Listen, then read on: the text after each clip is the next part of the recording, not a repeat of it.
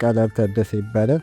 የእናቴ ስም ሰላማዊት የሸዋልጅ ሲሆን የአባቴ ስም ደግሞ ታደሰ ስዩም ነው። የተወለድኩት ጥር 26 በ1996 ሲሆን ቦታው ደግሞ ንፋስ ስልክ ላፍቶ ክፍለ ከተማ ነው። ኤሌመንተሪ የተማርኩት አቤት ፋና የመጀመሪያ ደረጃ ትምህርት ቤት ሲሆን ሃይ ስኩል ደግሞ አሁንም እየተማርኩ የሚገኘው ግንቦት 20 ሁለተኛ ደረጃ ትምህርት ቤት ነው።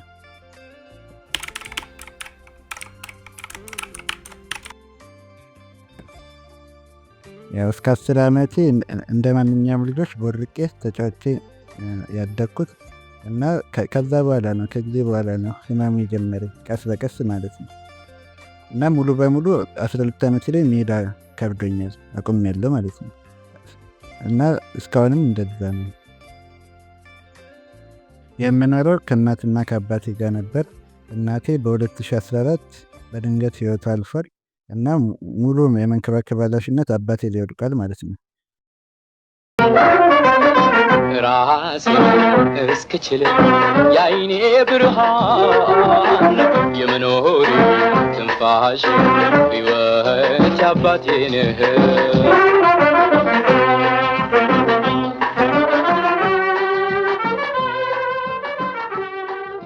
እና ጠዋት ትምህርት ቤት ውስጥ ያመጣኝና ጓደኞቼ ከነሱ ጋር ነው የምለው። እነሱ ናቸው ያስፈልገኝ የሚያደርጉልኝ እና ወደ ቤት የሚወስዱኝ እነሱ ናቸው። ስዕል ያው እሞክራለሁ እና ሰዎች አስፈላጊ ነባከ ቢያደርጉልኝ ትልቅ ቦታ የመድረስ ህልም አለኝ። ትምህርቴን የመጨረስ እና ደግሞ የደከመልኝን አባቴን ማሳረፍ እፈልጋለሁ። ያው ህመሙ እንደጀመረኝ 2008 አካባቢ ወዲያው ያው ጸበል ሂደን ነበር እና እዛ ብዙ ጊዜ ቆይተን ነበር ለአንድ ዓመት ያክል ማለት ነው። ከዛ ስመጣ ልረፍ አልኩና ትንሽ ያው ታሞም እንትን ማለቱ ከባድ ስለነበር ለአእምሮ ትንሽ ልረፍ ብዬ የቤት በተቀመጥኩበት ሰዓት ስዕልን ጀመርኩ ማለት ነው። በዛ ሰዓት ነበር ስዕል ይከብደኝ ነበር ድሮ እና እናቴ ነች ቀለል አድርገህ ሳለው ስዕል እኮ አይከብድም ብላ ወደዚህ እንትን ያስገባችኝ ማለት ነው።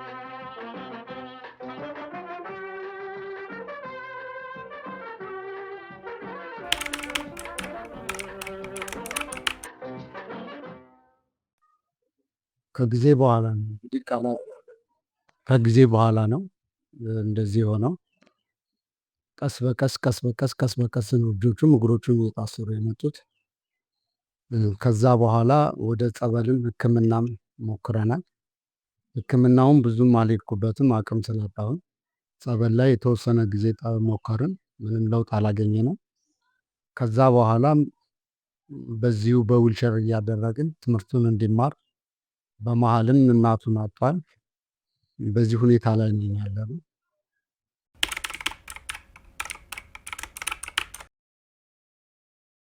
ወደፊት ደግሞ እግዚአብሔር ካለ በስዕሉ ላይ በርትቶ የእሱን ተመሳሳይ ሰዎችን እንዲረዳና ትልቅ ደረጃ እንዲደርስ ምኞቴ ነው።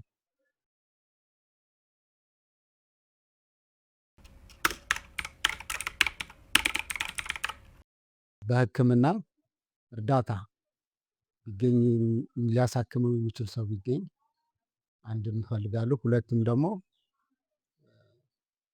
መኖሪያ ቤት ችግር አለ። ያንንም ደግሞ ሊረዳ የሚችል ሰው ቢገኝ ደስ ይለኛል።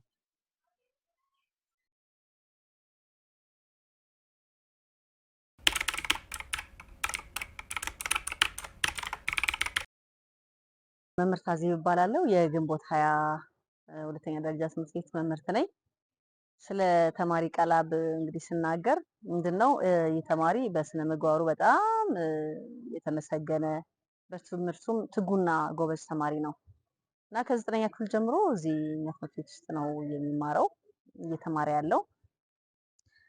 9ኛ እና 10ኛ ክፍል እያለ እናቱ ነች ያንን ጉራንጉር የሆነ መንገድ እሱን እየገፋች መጥታ ከተማሪ በፊት እዚህ የምትደርሰው ማለት ነው። ነፍሷን ይማረውና እሷ በህይወት ካለፈች በኋላ ደግሞ አባቷ ታደሰ እንደዚሁ በጠዋት አድርሶት ነው ወደ ስራ የሚሄደውና ይህ ልጅ የተመቻቸ ሁኔታ ቢፈጠርለት በጣም ብዙ ተሰጥኦ ያለው ከመሆኑም በላይ በትምህርቱም ላይ እንደዚሁ የላቀ ውጤት ከዚህ በላይ ማስመዝገብ ይችላል ብዬ አስባለሁኝ። አሁን ደግሞ የ12ኛ ክፍል ከመሆኑ ጋር ተያይዞ ቃላ በጣም ብዙ ነገሮች ያስፈልጉታል። የሚመጣው በጣም አመቺ ካልሆነ ቦታ ነው። የሚኖርበት ቤት በጣም ጠባብና አመቺ ያልሆነ ነው። በዚህ ሁኔታ ላይ ሆኖ እንኳን የሚስላቸው ስዕሎች በጣም የሚገርሙ ናቸው በእውነት። ስለዚህ አሁን 12ኛ ክፍል ተፈትኖ ውጤት ካመጣ የዩኒቨርሲቲ ሁኔታ ሊስተካከልለት በመንግስት ደረጃ ማለት ነው። እንደዚሁም ባለድርሻ አካላት የሚችሉ አቅም ያላቸው ሰዎች ይህንን ልጅ ተመልክተው የስዕል ስልጠናዎች፣ ሌሎችም የህይወት ክህሎት ስልጠናዎችን እንዲያገኝ እንደዚሁም ደግሞ የተሻለ ዌልቸር አግኝቶ ራሱ ተንቀሳቅሶ ውሎ የሚገባበት ሁኔታ እንዲስተካከል በጣም እንፈልጋለን። እንደ መምህርትም እንደ እናትም እንደ የበጎ አድራጎት ክበብ አስተባባሪም ሆኜ የምናገረው ነገር ምንድነው?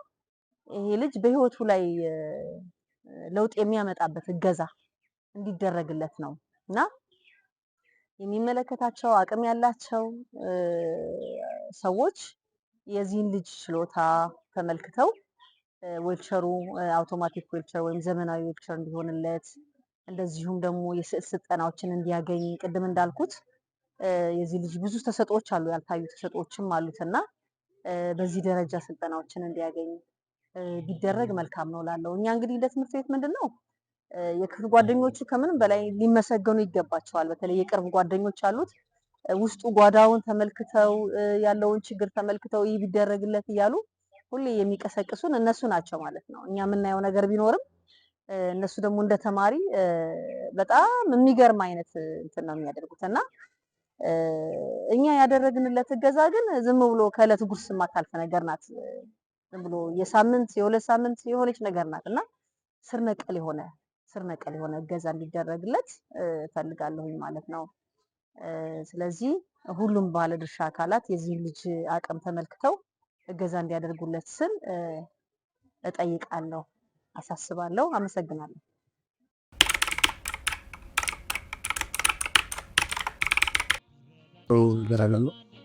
ለማመስገን የምፈልገው የግንቦት 20 አስተማሪዎች፣ ተማሪዎች ሁሉ እኔ ጠዋት ላይ ከቤት ወደ ትምህርት ቤት አደርሰዋለሁ።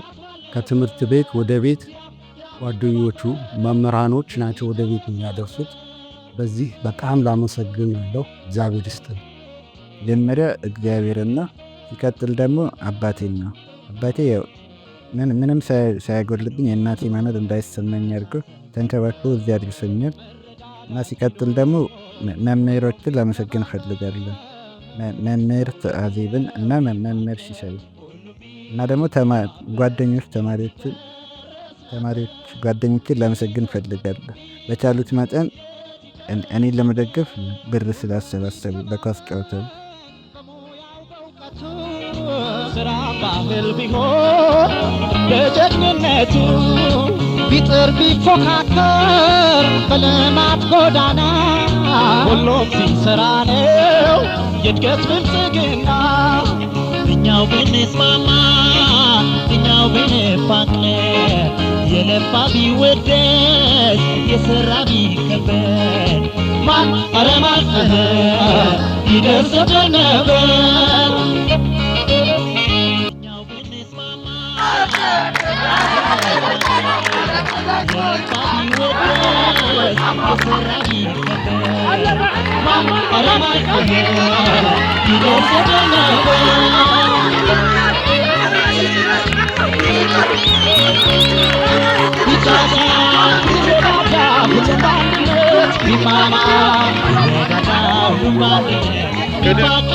ቢረዳዳ ሁሉም በአንድነት ቢታገዝ ቢበረታ ቢጥር በአንድነት ያም ቢተባበር ድህነት ባለበት ያም ቢተባበር እርዛት ባለበት ያም ቢተባበር የት ይደረስ ነበር።